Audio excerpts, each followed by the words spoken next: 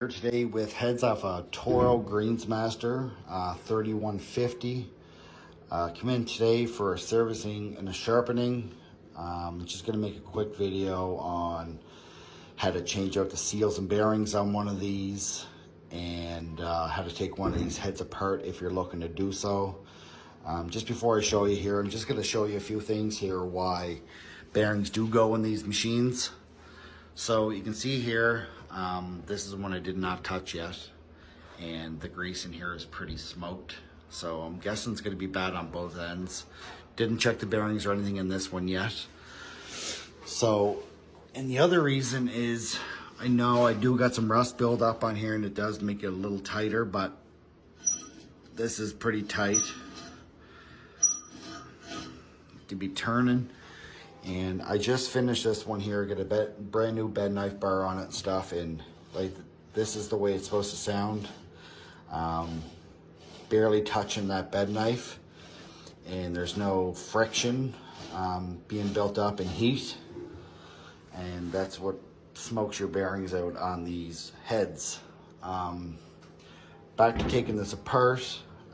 First thing you're going to do is take this, loosen them off so it takes the pressure off the bed knife bar. You come down here, take these two bolts out, and you have little washers in here on each side. You watch you don't lose them. Then you're going to come up here and take off your height adjustment bar roller. There's two bolts here that are going to come out. Unscrew it, that whole roller will come out. You're going to come over here and you're going to take off your counterweight, and these two bolts here got to come out. And you can see in here there's a clipping bar for your rated clippings, and this bolt here and nut is in behind that clipping bar. Sometimes you will get lucky if you jam a screwdriver in behind that clipping bar to stop that nut from turning. But most of the time I just take off the clipping bar. More than likely you will break off these bolts. They're just nut and bolt. Break them off, just push out the bolt through the other side, put new ones in. Not a big deal. So the next thing you're gonna do is pull off this rear roller. You only gotta take one side off when you're doing this. And as soon as you get that all apart and nothing's holding that housing together, you're gonna take off this nut and bolt as well too. And then you're gonna bang this with a rubber mallet, and that whole housing should come off, and you should be able to see that bearing and stuff there. So we're back on the workbench here with the reel that the bearing was gone in. So I already have it apart. Just waiting on bearings and seals tomorrow to put this back together. So after you get that housing off, like I said, you can bang it off with a rubber mallet to get this off, and then your reel is going to be sitting in here. Most times you're able to wiggle this out, the seal will come out in that housing, and the whole reel will come out, and it'll look like this. Here's that clipping bar I was talking about that goes here. I broke all the bolts off and trying to get it out. Just take a punch them out, put new ones in.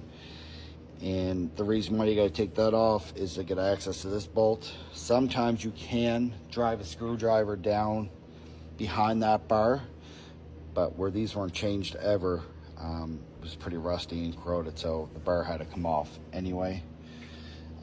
Maybe in your case, if you get lucky, you might be able to not take that bar off. Like I said, you only can take one side off if you like. I will end up taking this off to clean up inside here to put new bearings and seals in. And if by taking off that one side, you have a reference to put it back together off of this side. But this is the way it is now. Here's the old seal and bearings, and they're pretty much mashed together. So we're going to be putting this on tomorrow, and hopefully she's good to go to get sharpened. So seals and bearings just arrived for the 3150 head. I already got one side done. So what you're gonna do is put your seal on the inside first, your bearing. There is an O-ring in this side, but you want to clean these sides up, these housings, as best as you can, so the bearings are easier to go in. You're not getting dirt and grime in there. You can see I already packed it all. I got the other seal in. You got to put the seal on first because you got to put this back on. This side's a little different. Put your seal on first. You come over here. This is your housing. See, the housing's pretty clean in there. Cleaned it all up. Repack with grease. Push the bearing back in. Put your snap ring in. Then we're going to install it onto this, and then we're going to put this back on. Here's your part numbers for your bearing. The little seal for each side, and then the big seal. We don't have a part number for this, but I can put it in the comments if you want it. But yeah, and then we're just gonna reassemble as we took it apart, and then we're gonna fix this up and grind it up. Should be good to go.